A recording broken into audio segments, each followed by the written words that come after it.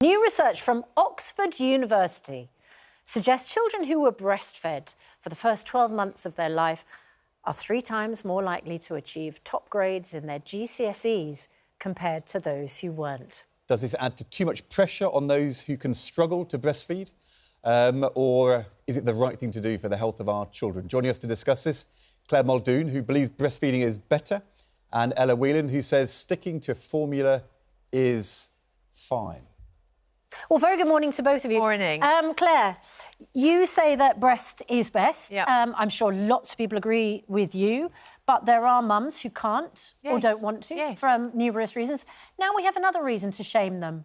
The reason why your child hasn't got 9s in their GCSEs is because your mum didn't whip out her bosoms 16 years ago. Come on, and Susanna, you're you. better than that. It's not about I'm being that at all. mischievous. Yes, but you are, actually... very mischievous. No, but to be fair, I had 4. I breastfed in totality for 6 months. And we didn't have the education then. My eldest is 25, youngest is 19.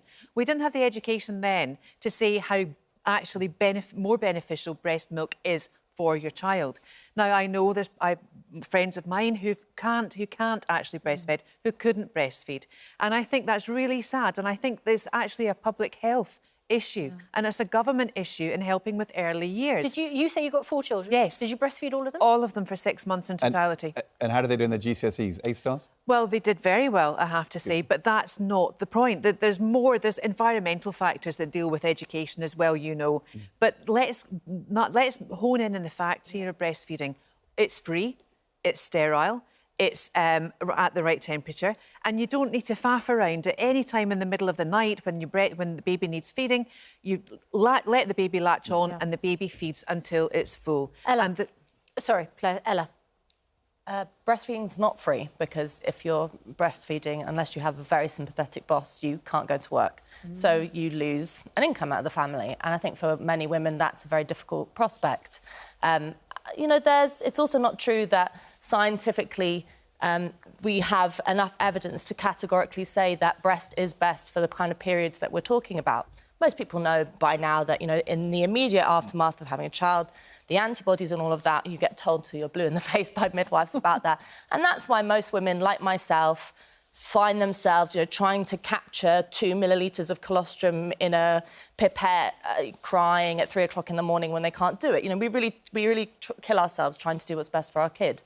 But after those first initial weeks, there is not enough scientific evidence to show that, you know, any studies have proven that moving to formula or combination feeding or doing a bit of both, whatever you can do, has any negative effect on your child. I mean, the only people who believe this study are the kids looking for excuses for their low grades. Do you know what I was going to say? Because you can, on your university application, write some mitigating factor about why you didn't do very well in your GCSEs. Can you imagine, Claire, that now there will be students going, it was because I wasn't breastfed? I would rip up that paper if that was given as an excuse. And to take up Ella's point about it not being free, well, it is, because you can express if you want to. If the cholesterol's not coming in itself.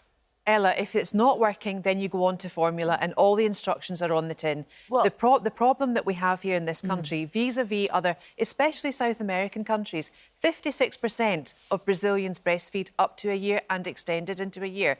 My goodness me, probably tomorrow you'll have someone debating the fact they're still breastfeeding their child at 8. So there's different parameters all over the world and all over this country. But I really wish that women were underpinned. I wish that the maternity services in this country were gold standard, as gold as the colostrum when new mothers, and unfortunately it's not. Do you know what?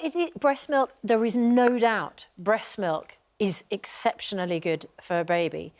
But, Ella, it's a year we're supposed to be breastfeeding. Up to a year, from 6 months and then a year. For 12 months. Can I just we're clarify 3 times more likely to achieve an A or A-star grade in...